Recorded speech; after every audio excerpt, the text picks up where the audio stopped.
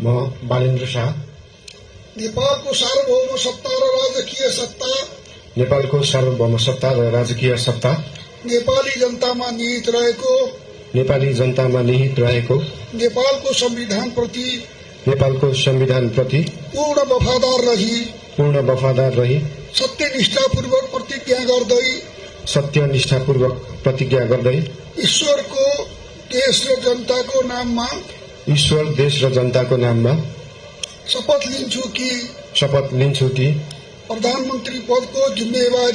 प्रधानमन्त्री पदको जिम्मेवारी प्रचलित कानूनको पालना गरी मुलुक र जनताको भलो चिताई कसैको डर नमानी पक्षपात नगरी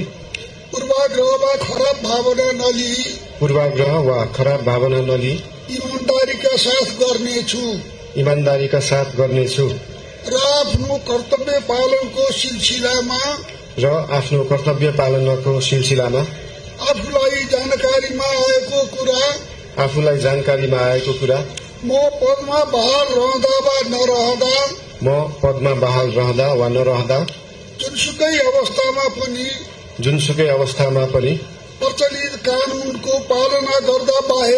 प्रचलित कानूनको पालना गर्दा बाहेक अरू अवस्थामा कुनै किसिमबाट पनि प्रकट वा संकेत गर्ने छैन।